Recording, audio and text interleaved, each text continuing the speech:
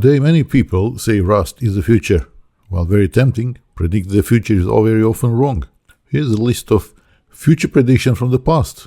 While these were partially fulfilled, we no longer think of them as good ideas today. So object-oriented, XML, and of course all the hype we have today about gamifying social media, blockchains, and well, machine learning in the current craze. So a Romanian philosopher once said, "In every man sleeps a prophet, and when he wakes, there is a little more evil in the world." Now, I'm also human, but I will try in this presentation to be the anti-prophet, because I think the future is very often hidden in the past. So let's have a quick example from hardware. First, electronic computers that matter use vacuum tubes.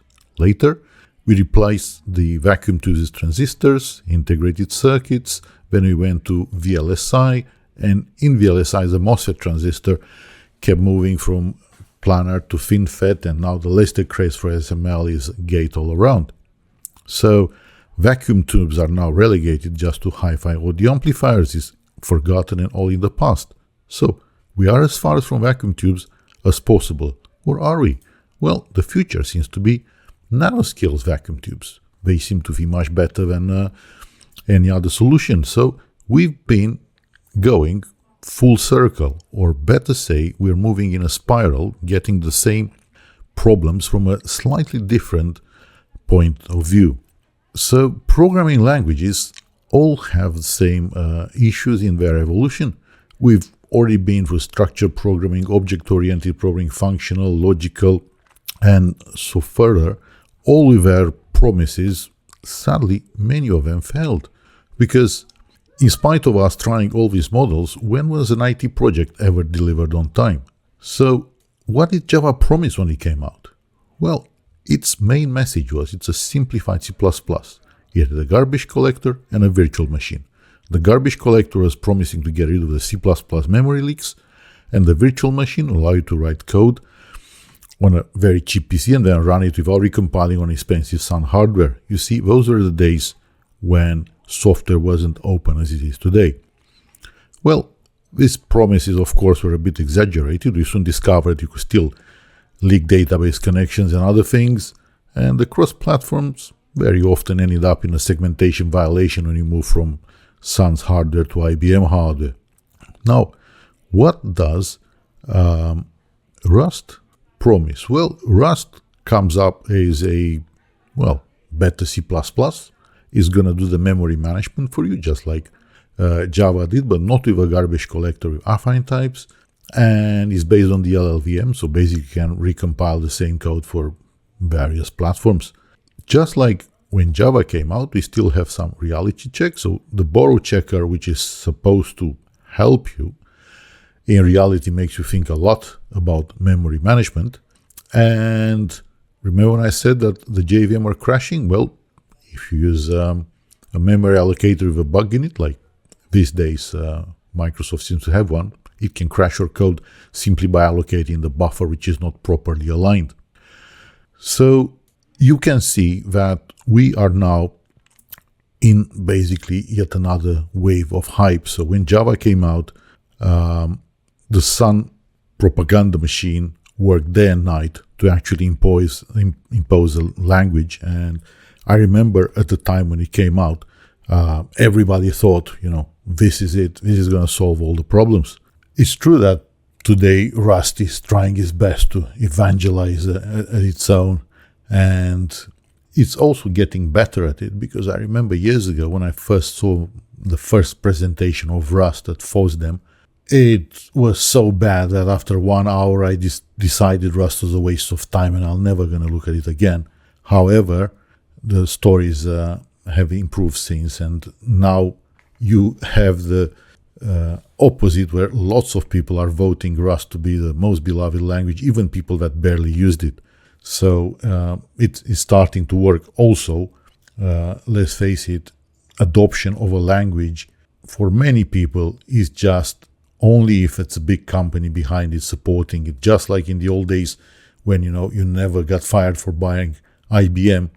Today nobody's going to try to use in production, a very obscure language that only a couple of geeks are supporting. There has to be a big corporation behind it, and just like behind Java used to be Sun Microsystems and later on Oracle and others, Rust is coming from Mozilla. So it does have a corporate support, which gives you sort of the feeling that is going to be there for a long time. So let's have a look at what is actually unique to Rust, what Java doesn't have at all. And in short, that's affine types. Now, you see on the screen the three rules for substructural logic are in there. Normally in Java, all the rules are allowed.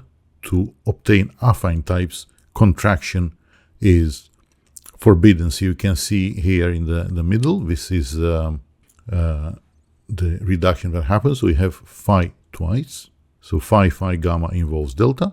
And when you have phi gamma involves delta, it's the same thing. So this gives us affine types. If you want to have linear types, then you have to also forbid weakening. Now, there are, obviously proper theories about this, but in plain English, this has one meaning. You can use a variable at most once. And this has quite some consequences. Let's have a look at what Rust actually does with this. We're going to go for some simple examples. So Rust doesn't use the naming from substructural logic. They have their own jargon. And first thing is ownership, right? Ownership. So that ownership tries to say that every piece of memory allocated on the heap has a variable which is an owner of it. So if we look at this simple program, we see that A is pointing to a string on the heap. Aha. And later on, we are printing A. But here in the middle, I assigned A to B. Now, in any other programming languages, this is just fine. But in Rust, this is not. What happens here is the ownership of this string, which used to be in A, in this assignment, it will be transferred to B. This means that after this line, A ceases to exist. So basically, when you try to print A, it will fail. Now, the even more interesting thing is all this verification is done at compile time, not at runtime. So the compiler already is going to tell us, hey, A doesn't exist on this line anymore. So to prove this, I'll run this code against the Rust playground. And as you can see, it does bring back an error at compile time. The bit that actually matters is here, when it says A has been moved to B. That's it. So you can no longer use it here. And I can easily prove this. I can comment out this assignment. When A won't be destroyed, and you'll see that in this case, the program will just work and print aha, like we had in the beginning. So that's the interesting bit. This check is done at compile time, so you don't have to start writing tests or any other things.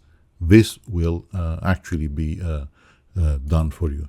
Now, assigning one variable to another is not always that interesting.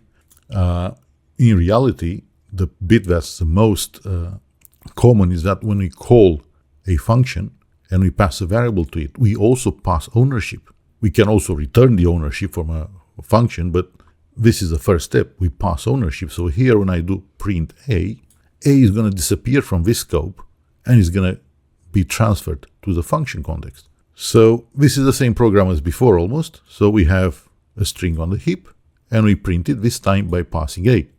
And this will destroy A. So later on we try to transfer A into B. A is not going to exist anymore. And the compilation will fail. So just to prove it, I'm going to run it against the playground. As you can see, it tells us that A has been moved and we can no longer put B in there. Again, I can sort of patch this by not calling print, and then of course the transfer to B is going to work because the variable still exists.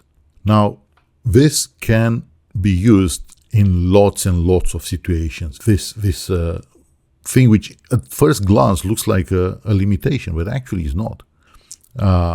It allows the code generated to be able to clean after itself, because it won't need a garbage collector to deallocate memory. It knows that there's only one owner for each bit of the heap, and every time the owner disappears, that thing can be cleaned up. But that's not the only thing. There's other constructs which also help. For instance, this is a classic thing, you write to a file. Normally you open a file, write to the file, close the file. Once you've closed the file, you don't want to write to it anymore, because the kernel is going to give you back an error.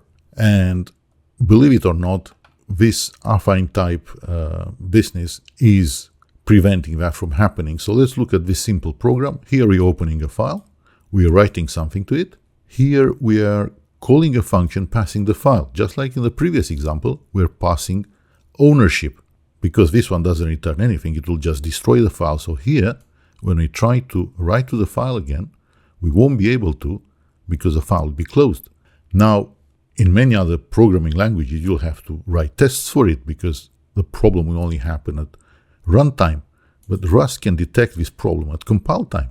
So if I try to run this, it's going to say, file has been dropped, and you can't use it anymore after that. So this is one situation where this affine type system is helping, and it also can help in other situations like state machines and lots and lots of other things, especially when you want to have a certain sequence of events. You don't want the sequence to happen in a different way.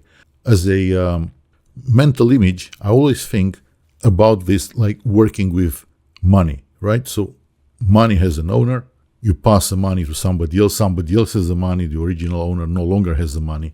It's a simple model because we are used to it in everyday life. Now, there's another concept that Rust uses, is called borrowing. So sometimes you don't want to transfer ownership, you just want to borrow something. Actually, you borrow a reference, you never borrow the variable. If you borrow a reference to the variable. Now, here's a rule that they did. I'm going to skip the reasoning for this rule, but it's like this. You can borrow a variable read-only as many times as you want at the same time. You can do that. But if you want to borrow it for write access, mutable, you can only borrow it once. And that means only the write borrow. If you have a write borrow, the read borrow is not allowed. None of them. So multiple reads or only one write. This saves lots and lots of headaches. Lots of bugs which otherwise could pop up are avoided with this, especially in multi-threading and various situations. So let's have a look at how borrowing would work. Same example as before. So we allocate a string on the heap. And here, unlike before, we are not passing the ownership to the function.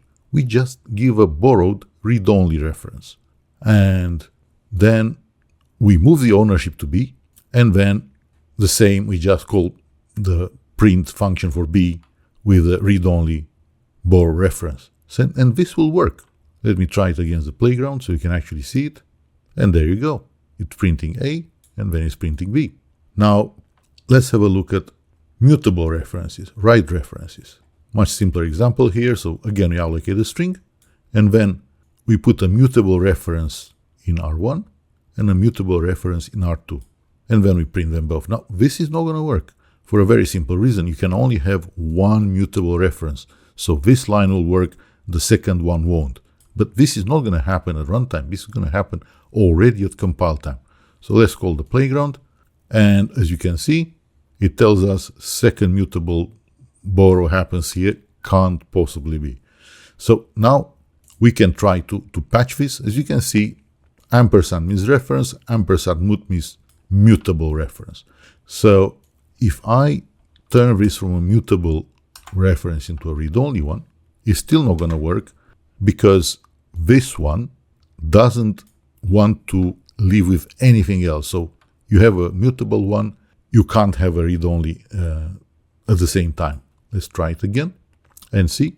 This is exactly what the compiler is complaining about. We can't have them both. So in order to get this to work, I would have to make the second reference read-only, and then of course it's going to work, but we're like back to the previous example. So these are the most important, according to me, bits in Rust which you do not have in the other programming languages. You don't have this in Java and Kotlin or anywhere. I read somewhere they want to extend Haskell to have this, but they haven't done it yet.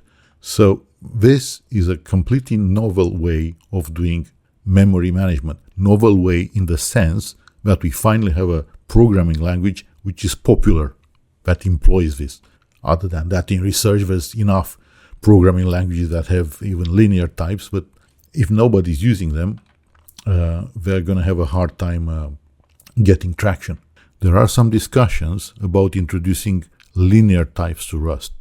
Currently, you can sort of emulate that by putting some annotations in the code, and then the compiler is going to give you some warnings about variables not being used.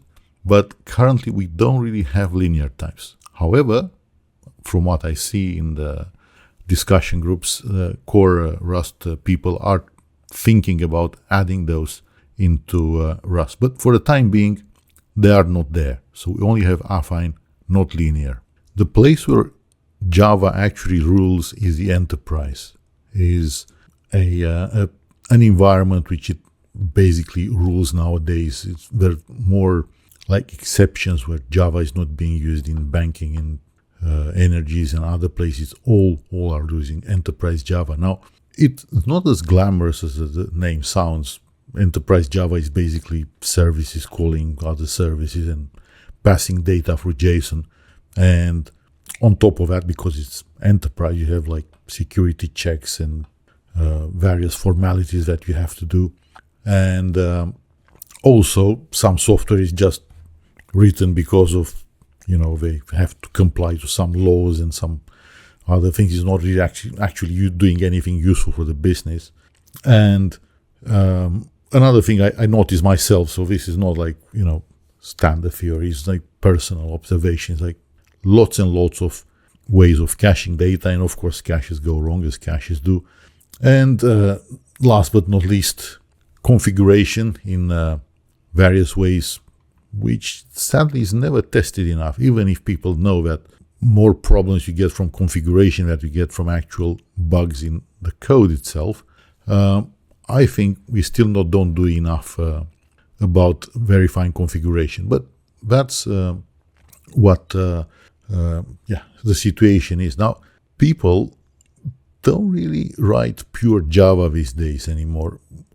You have it in the hiring interview. That's when you're going to do, proper Java coding. But once you get past that and you actually start your real job, you're going to start using various frameworks. Now, the most popular framework is Spring. It's not even a framework, actually. It's the name of a family of frameworks. So it's going to be Spring this, Spring that, Spring something else. But everybody's using them. Now, Spring has its own set of annotations. That's what they're in love with. So here I have, this is actually copied from real code. I only changed the function name, but basically this is a test, and you can see the number of annotations on this class. Each and one of them does something that is actually meaningful. And honestly, lots of programming is not actually proper programming, but we just put annotations in there and very easily you get a service. So it's not like people are silly by doing this, but they save a lot of time. It's already standard, and that's how they get productive. So this way, with just a few annotations in Spring, you can get all the extra non-business functionality that so talk about logging, security, lots and lots of stuff. Simply building a service is quite easy. And these frameworks, another thing for you, not very visible, you from lots and lots of trouble. Because people know these annotations and in frameworks, a personal experience, are familiar with the memory model.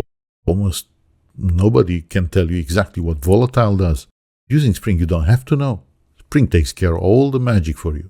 Unlikely that somebody is going to trigger something when using Spring. What they're going to trigger, versioning and configuration and others. Let's see, however, where Rust stands.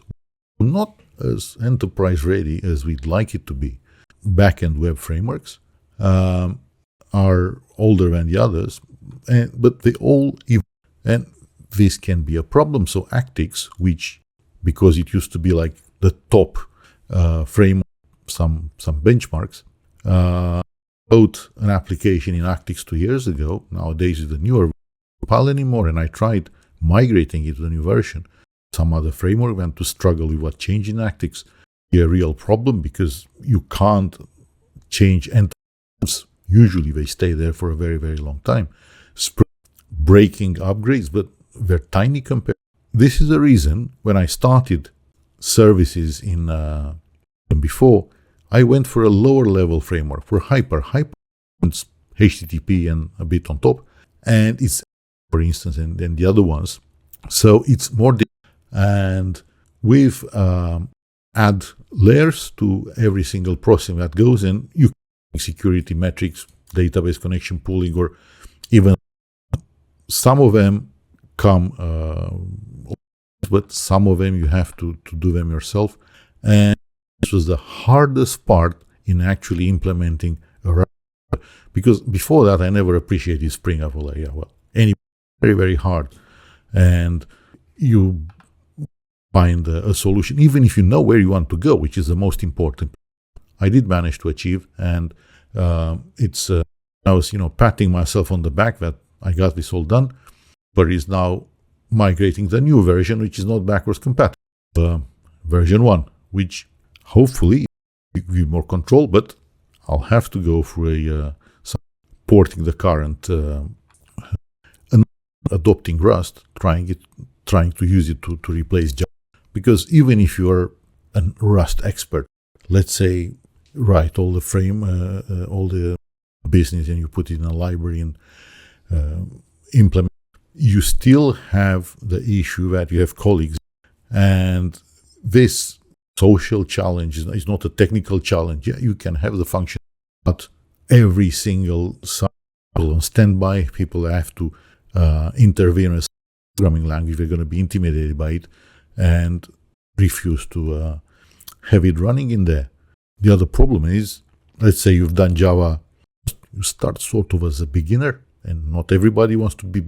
Here is a curious observation I made, and that is older programmers and very most open to Rust. The older one, I presume, before Java, before garbage collectors, before virtual machines, it was like, and the young ones, which are, well, not brainwashed that you actually need a virtual machine in every single situation. That's the strange part. People in between, they seem to for Rust, and even actually want to use Rust. They say, okay, let's compile to WebAssembly and run another virtualization, which is not really necessary. For the last slide, I chose a painter. He's not actually a programmer. He's a Dutch painter that used to live more than a century. And this painting is about fishing boats on the... I just like the atmosphere in it. It is a very nice coincidence.